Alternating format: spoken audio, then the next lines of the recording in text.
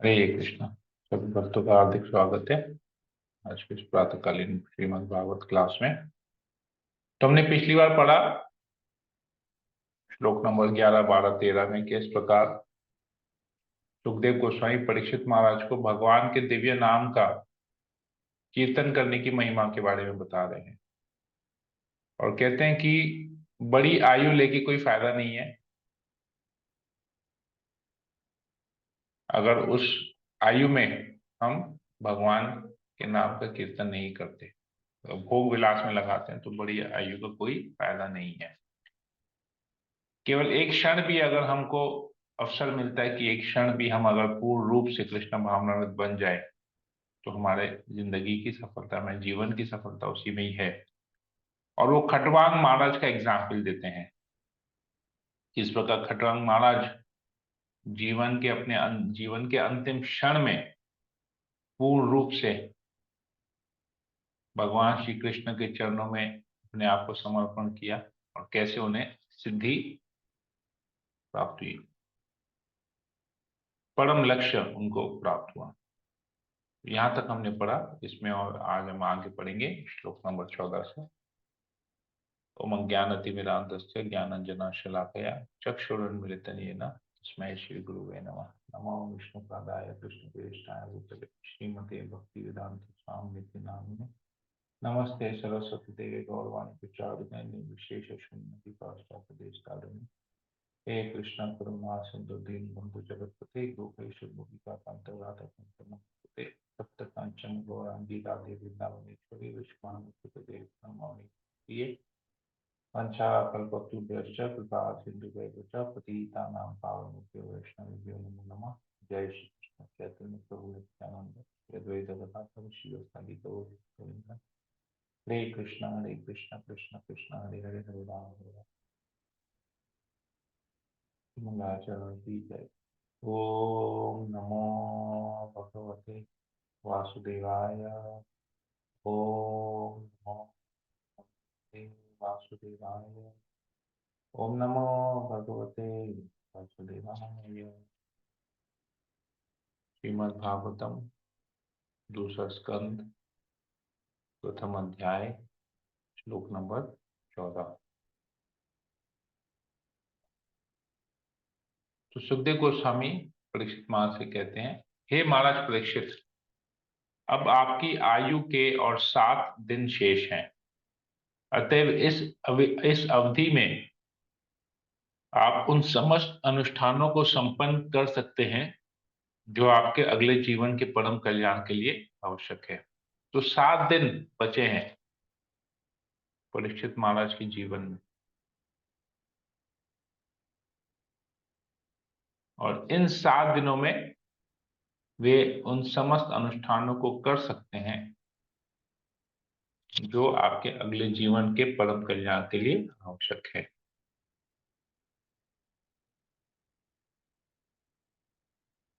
क्या करना है आपको बताते हैं। मनुष्य को चाहिए कि जीवन के अंत काल में मृत्यु से तनिक भी भयभीत न हो, अपितु वह भौतिक शरीर से तथा उससे संबंधित सारी वस्तुओं एवं उसकी समस्त इच्छाओं से अपनी आसक्ति तोड़ ले। तो समय है हमारे पास, कहते हैं क्या चाहिए, इस शरीर से, इस भौतिक शरीर से या उससे संबंधित जितनी भी वस्तुएं हैं, जितनी भी इच्छाएं हैं, उससे अपनी आसक्ति को तोड़ ले, विरक्त हो जाए, मृत्यु से भयभीत न हो।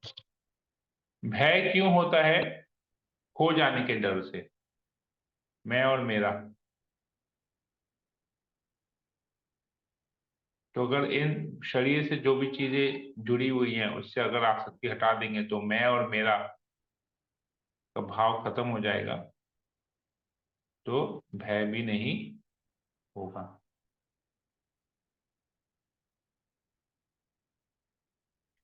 मनुष्य को घर छोड़ करके आत्म संयम का अभ्यास करना चाहिए।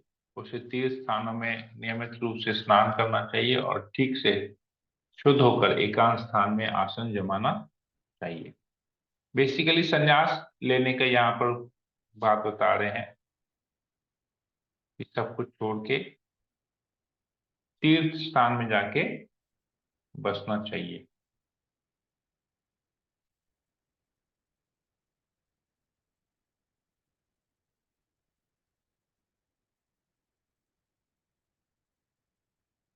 मनुष्य उपयुक्त विधि से आसन जमा कर मन को 3 दिव्य अक्षरों अ, ओ, म का स्मरण कराए और श्वास विधि को नियमित करके मन को वश में करे, जिससे वह दिव्य बीज को नहीं भूले। ओंकार का बेसिकली यहाँ पर बताया जा रहा है, मेडिटेशन के लिए यहाँ पर बताया जा रहा है। धीरे धीरे जब मन उत्तरोत्तर आध्यात्मिक हो जाए तो उसे इंद्रिय कार्यों से खींच लिया जाए, विलग कर लिया जाए। इससे इंद्रियां बुद्धि द्वारा वशीभूत हो जाएंगी। इससे भौतिक कार्यकलापों में लीन मन भी भगवान की सेवा में प्रवृत्त किया जा सकता है और पूर्ण दिव्य भाव में स्थिर हो सकता है। तो देखिए, मेडिटेशन का पर्पस यहाँ पर सुखदेव गोस्वामी बता रहे हैं। बहुत लोग ओंकार के ऊपर मेडिटेट करते हैं, ध्यान लगाते हैं, सुबह उठते हैं और ओम शब्द का उच्चारण करते हैं और ध्यान लगाते हैं, मेडिटेट करते हैं। तो उस मेडिटेशन का क्या पर्पस है, उन लोगों को नहीं पता जो कि कर रहे हैं। उस ओम शब्द का मेडिटेशन करने का पर्पस यहाँ पर सुखदेव गोस्वामी बता रहे हैं। वो लोग सुबह उठेंगे, मेडिटेट करेंगे, लेकिन फिर दिन भर अपने भौतिक कार्यकलाप में लग जाएंगे, इंद्र तृप्ति में लगेंगे, धन कमाने में लगेंगे। लेकिन यहाँ पर क्या दिया जा रहा है कि ओम शब्द के ऊपर मेडिटेशन करने का पर्पस है अपने आपको आध्यात्मिक बनाना और इंद्रिय कार्यों से अपने मन को खींच लेना। तो इंद्रिय कार्यों से अपने मन को खींच लेना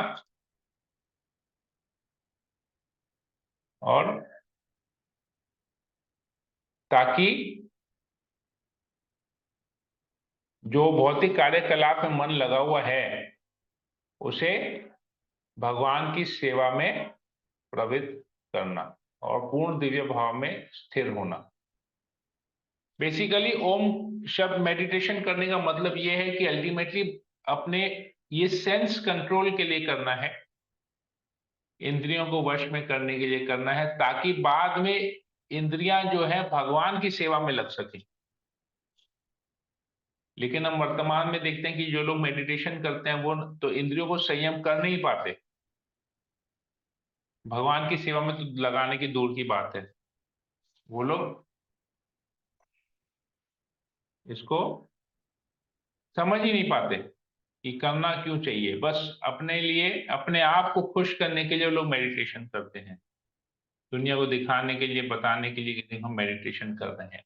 सेल्फ सेटिस्फैक्शन, कि हाँ अपने मन को तसल्ली देने के लिए, हाँ मैं मेडिटेशन करता हूँ, मेडिटेशन से ना मेरा हेल्थ इंप्रूव हो रहा है। अरे शरीर इंप्रूव क्या होगा, शरीर तो खत्म हो जाएगा, अल्टीमेटली तो शरीर खत्म होगा। दोबारा वो शरीर नहीं लेना पड़े उसके लिए आपको प्रैक्टिस करना है, भगवान की सेवा में लगाना अपने आप को, अपनी इंद्रियों को भगवान की सेवा में लगाना, ताकि दोबारा एक शरीर धारण नहीं करना पड़े।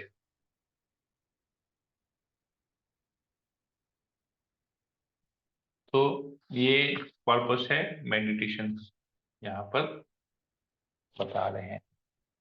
तो ओम के ऊपर मेडिटेशन करना ठीक है, परंतु अल्टीमेटली पर्पस ये है कि हम अपनी इंद्रियों को संयम कर सकें, भौतिक कार्यकलाप से अपने मन को खींच सके और उन उसी इंद्रियों से हम भगवान की सेवा में एकजुट हो जाएं और ट्रांसेंडेंटल दिव्य भाव हम में उत्पन्न हो। मतलब बेसिकली हम भक्त बन जाएं।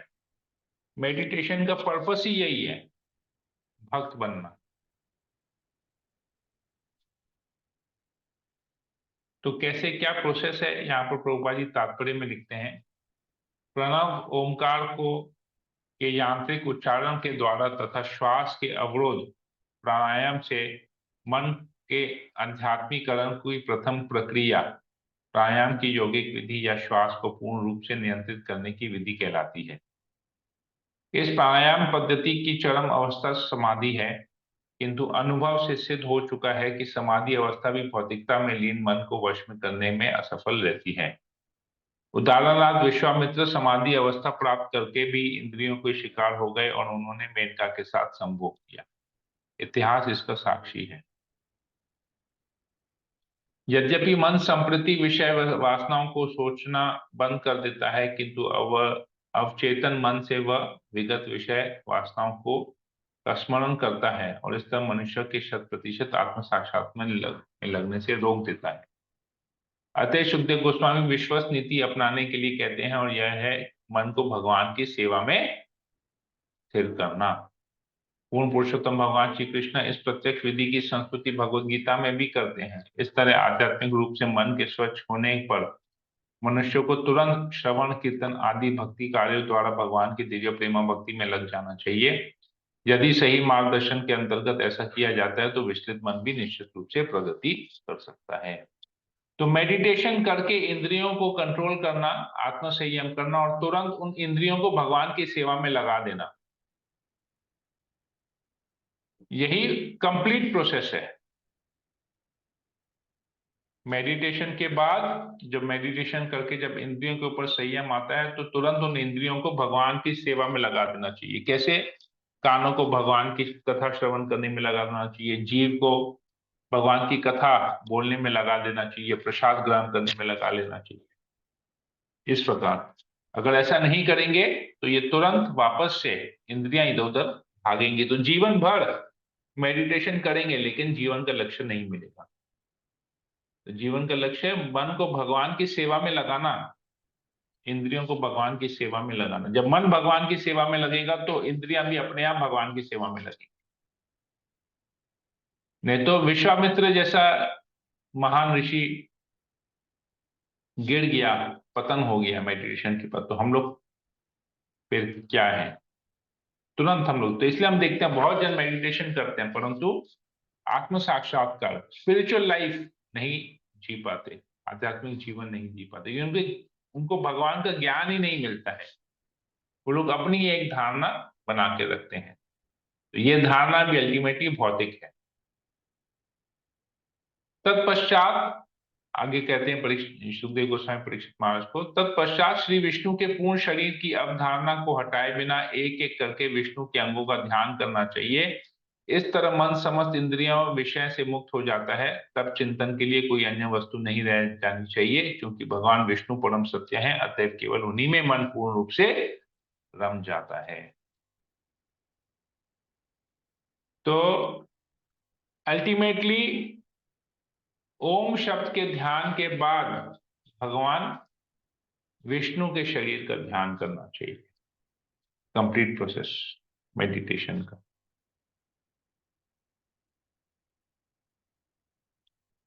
यहां तक कि शिव, बहुत लोग ओम शब्द को निराकार रूप में लेते हैं और शिव जी को संबोधित करते हैं और कहते हैं कि सब कुछ निराकार है, शिव ही एकमात्र सब कुछ है और निराकार है। तो मतलब बहुत लोग कंफ्यूज होते हैं, शिव जी का रूप देखते हैं, शिवलिंग देखते हैं, फिर उन्हें निराकार भी कहते हैं, फिर ओम शब्द भी कहते हैं कि ओम ही सब कुछ है और कुछ है ही नहीं, वही ब्रह्म ही सब कुछ है, निराकार ही सब कुछ है। तो बहुत लोग बहुत तरह से कंफ्यूज हैं, मतलब उन्हें पता ही नहीं है क्या है, जबकि ओम शब्द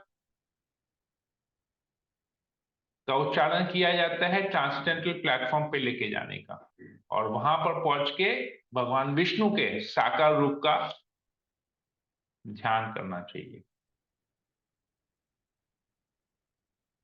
तो ये चीज यहाँ पर complete process, yoga process complete यहाँ पर बताया जा रहा है, लेकिन बदकिस्मती से लोगों को इसके बारे में नहीं पता और लोग अपनी एक भ्रांत धारणा बनाए रखे हैं और अपने जीवन को व्यर्थ कर रहे हैं।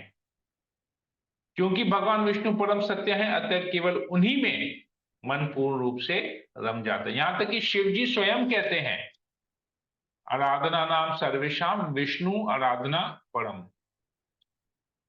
तो जितने भी आराध्य देव है उसमें विष्णु की आराधना सबसे ऊपर है, परम आराधना विष्णु की होनी चाहिए, शिव जी स्वयं कहते हैं। तो सोचिए, जो लोग शिव जी के ऊपर ध्यान कर रहे हैं और शिव जी कह रहे हैं विष्णु की आराधना श्रेष्ठ है, तो लोगों की क्या अवस्था है? वो लोग बोलते नहीं, विष्णु नहीं, शिव जी श्रेष्ठ है। शिव जी कह रहे हैं विष्णु श्रेष्ठ है, लोग शिव जी के भक्त कर रहे हैं शिव जी श्रेष्ठ है। तो सोचिए क्या अवस्था है, इसी से पता चल जाता है।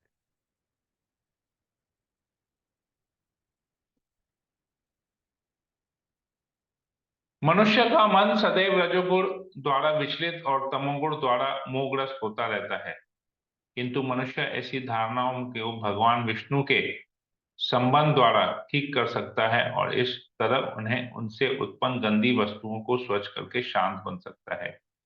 तो हम रजोगुण तमोगुण में ज्यादा करके रहते हैं, तो रजोगुण तमोगुण से अगर बाहर निकलना है तो केवल भगवान विष्णु से हमको संबंध स्थापित करना पड़ेगा, तभी हम अपने आप को स्वच्छ कर पाएंगे इन गुणों से, भौतिक प्रकृति के इन गुणों से अपने आप को मुक्त कर पाएंगे, सतोगुण में स्थित हो पाएंगे और सतोगुण से अल्टीमेटली सतोगुण में रह के भक्ति में कार्य करके शुद्ध हो पाएंगे और इस भौतिक जगत से निकल पाएंगे। तो हे राजन, स्मरण की इस पद्धति से तथा भगवान के कल्याण प्रद साकार स्वरूप का दर्शन करने के अभ्यास में स्थिर होने से मनुष्य भगवान के प्रत्यक्ष आश्रय के अंतर्गत उनकी भक्ति को शीघ्र ही प्राप्त कर सकता है। तो पूरा प्रोसेस अल्टीमेटली क्या है? भगवान की भक्ति प्राप्त करने का। तो जो भौतिक कार्यकलापों में डूबे हुए हैं उन्हें ओम शब्द का उच्चारण करके मेडिटेशन करना चाहिए। वो भी कहाँ पर मेडिटेशन करना चाहिए बता रहे हैं, एक तीर्थ स्थान में जाके, एकांत स्थान में रह के मेडिटेशन करना चाहिए। उस मेडिटेशन करने का मकसद ये है कि हमको अपने इंद्रिय भोग से अपने इंद्रियों को निकालना है, और फिर जब शुद्ध हो जाएंगे मन, तो जब ऐसा हम कर पाएंगे, इंद्रिय भोग से अपने मन को हटा पाएंगे, तो तुरंत ही मन को भगवान की सेवा में लगाना है। श्रवण कीर्तन के माध्यम से भगवान की सेवा करनी है, और उसी माध्यम से, वही सेवा करते करते हमको तुरंत भगवान विष्णु का ध्यान करना है। भगवान विष्णु का ध्यान करने से हम तीन गुणों से, रजोगुण तमोगुण जो कि प्रभाव ज्यादा है उससे मुक्त हो जाएंगे, सतोगुण में रहेंगे, सतोगुण से अल्टीमेटली ऊपर और निकल जाएंगे, शुद्ध कर लेंगे अपने आप को, और भक्ति, तब हम भक्ति प्राप्त कर सकेंगे। तो ये पूरा प्रोसेस यहाँ पर बताया जा रहा है। सुखदेव गोस्वामी परीक्षित महाराज के, क्योंकि तब समय था लोगों के पास। तो ये यहाँ पर प्रोसेस पूरा बता रहे हैं। तो हमारे लिए क्या प्रोसेस है वो हमको देखना है। तात्पर्य में प्रभुपाद जी लिखते हैं, योग की सिद्धियां भक्ति में प्रवृत्ति के द्वारा ही प्राप्त की जा सकती हैं।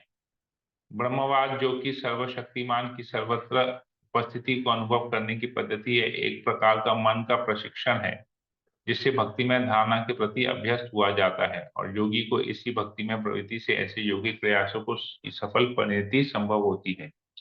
किंतु भक्ति के रंच मात्र मिश्रण बिना मनुष्य को ऐसे सफल पद प्राप्त नहीं होता। ब्रह्मवाद की दृष्टि से जो भक्ति में वातावरण उत्पन्न होता है वह आगे चलकर भक्ति में विकसित हो जाता है, और निर्विशेषवादी के लिए यही एकमात्र लाभ है। भगवद गीता में पुष्टि हुई है कि आत्म साक्षात्कार का निर्विशेष मार्ग अधिक कष्टप्रद है, क्योंकि यह घूमकर लक्ष्य तक पहुंचते हैं। यद्यपि निर्विशेषवादी भी काफी समय बाद भगवान के साकार रूप के प्रति आकृष्ट होते हैं। तो ब्रह्म पद पे अगर स्थित हो जाएंगे तो भक्ति के बिना हम आगे नहीं बढ़ सकेंगे। तो ये इनडायरेक्ट प्रोसेस है, मेडिटेशन करके भगवान के बारे में फिर ध्यान करना, इंद्रियों को, ये बहुत लंबा प्रोसेस है, बहुत समय लग जाएगा, कितने जीवन लग जाएंगे पता नहीं। तो शॉर्टकट प्रोसेस ये है कि पता चल गया है कि कृष्ण ही भगवान है, विष्णु भगवान है, तुरंत उनके नाम का कीर्तन करना चाहिए, उनके नाम का, दिव्य नाम का जप करना चाहिए, उनकी लीलाओं को श्रवण करना चाहिए, ताकि जल्दी से जल्दी भक्ति मिले और हम इस कष्टप्रद जीवन से निकल जाएं। हरे कृष्णा। हम यहीं तक ही रखते हैं आज। किसी को कोई प्रश्न हो, कोई कमेंट हो तो यहाँ पूछ सकते हैं।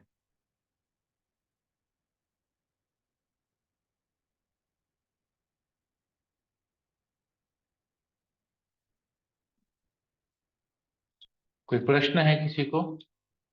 हरे कृष्णा प्रभु जी, दंडवत प्रणाम। तो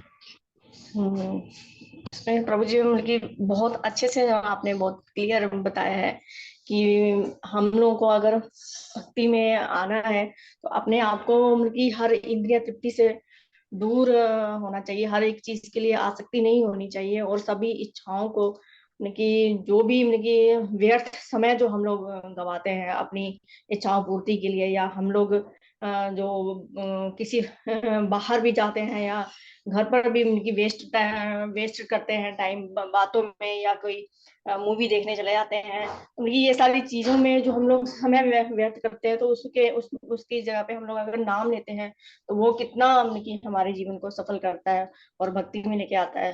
वो बहुत चीजें उनकी हम लोगों को एक अंदर से भी एक शांति मिलती है इस चीज के लिए। राइट।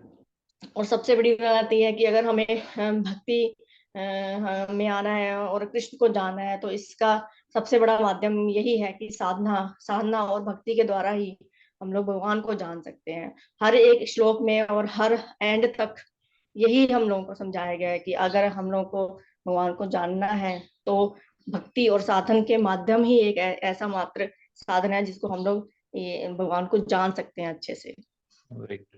हरे कृष्ण। बेसिकली कान को और जीव को भगवान की सेवा में लगाना है। कान से हाँ। श्रवण करेंगे, जीव से कीर्तन करेंगे, बस यही दो तरीका है भक्ति प्राप्त करने का, दूसरा कोई तरीका इसमें हम लोग अगर इन्वॉल्व भी होते हैं तो हम लोग नहीं। मतलब कि दूसरी किसी चीजों में हम लोग फिर इन्वॉल्व नहीं होते हैं, ये भी राइट। है। राइट। हरे कृष्ण। और किसी को कुछ पूछना है या बोलना है? विनीत पंडित प्रभु, नेहा माता जी, कोमल।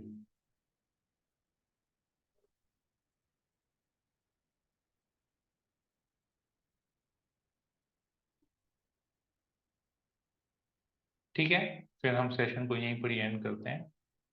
हरे कृष्णा कृष्ण कृष्ण हरे हरे, हरे राम हरे वांछा कल्पतरुभ्यश्च कृपा हरे